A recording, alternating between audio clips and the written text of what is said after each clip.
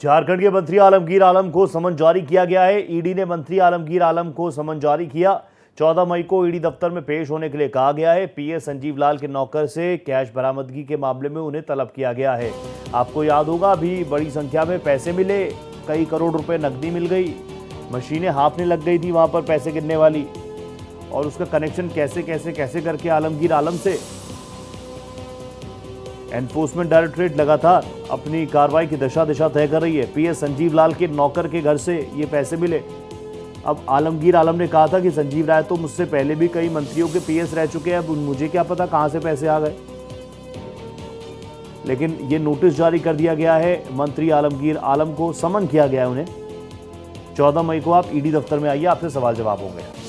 मेरे साथ मेरे सहयोगी मधुकर आनंद जुड़ चुके हैं। मधुकर जी, विस्तार से बता दीजिए। आलमगीर आलम, और पहले भी हमने आपकी कई रिपोर्ट्स देखी हैं, वो खुद कह रहे थे कि संजीव तो मुझसे पहले कई मंत्रियों के पीएस रहे हैं, उनके पास पैसा कहां से आया मुझे क्या पता। लेकिन इस पूरे क्रम को लेकर ईडी ने जो समन जारी किया है, क्या कुछ है उसमें?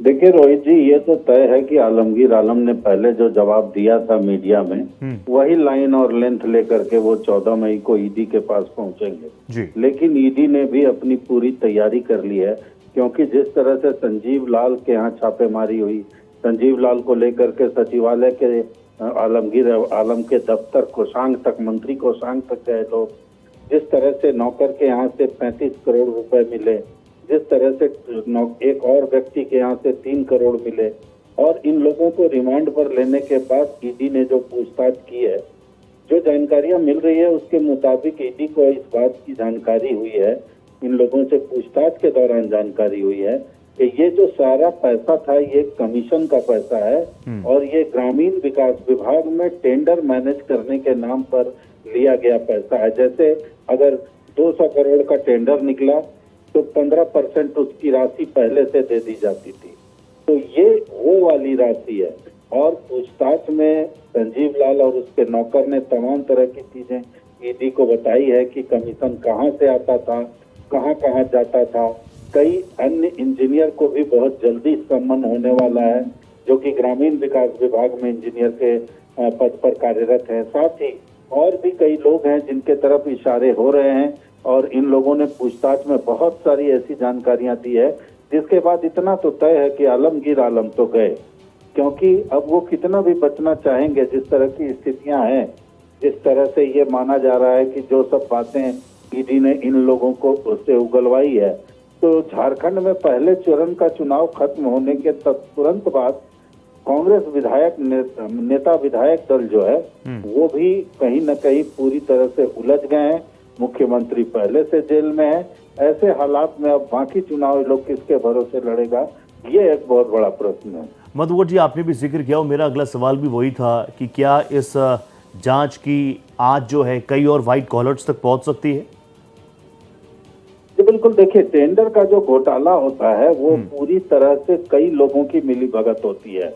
ठेकेदार है, जो इंजीनियर है, जूनियर इंजीनियर से लेकर के executive engineer, chief engineer, superintending engineer, तमाम लोग जो हैं इस घोटाले में लिप्त रहते हैं, क्योंकि सबों का हिस्सा जो है वो तय रहता है।